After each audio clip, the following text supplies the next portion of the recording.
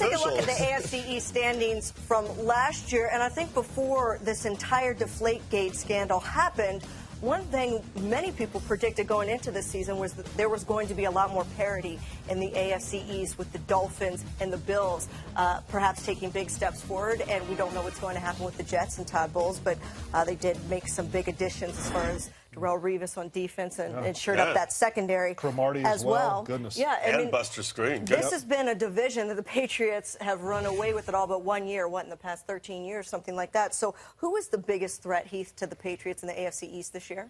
Rex Ryan. I mean, listen, I can get really excited about the potential of the Jets. I'm a huge Ryan Tannehill fan. But all in all, you mentioned on our board a few minutes ago, I mean, Rex knows how to frustrate Tom Brady, knows how to frustrate the offensive game plans of Bill Belichick. I mean, 5 out of those last 6 games between the New York Jets old ball coach, Rex Ryan, and the New England Patriots, 3 points or less. So you give him, I would say, a defensive arsenal that maybe he's never had. And then you kind of let those guys pin their ears back.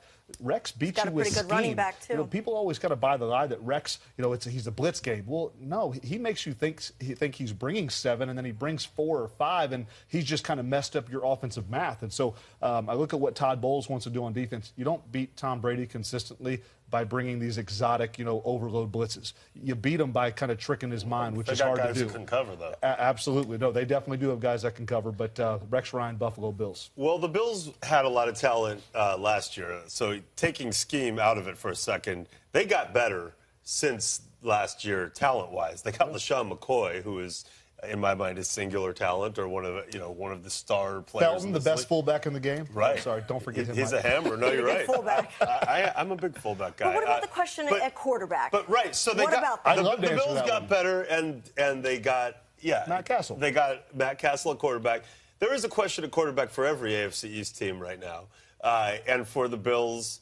I'm counting the Patriots as a September question. But so there is that quarterback question. They do have a lot of talent.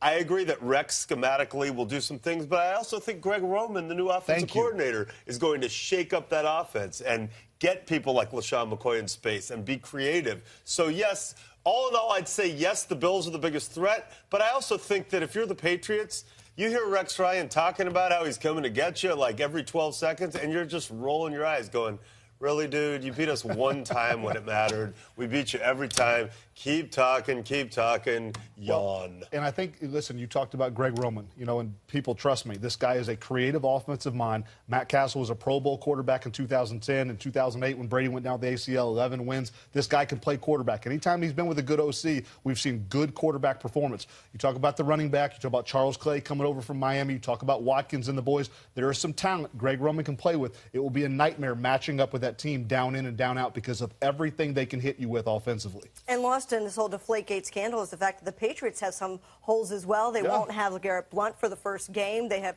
both of the running backs from last year with other teams. That secondary, there's some question marks. Vince Wilfork. Exactly. Gerard Mayo coming off injury. I mean, they've got some big questions. Exactly. So that they have that to do as well. All right, we want you to chime in and join the conversation. We want to know who's going to win the AFC East. Pretty simple. Hit us on Twitter. We'll have results a little bit later in the show.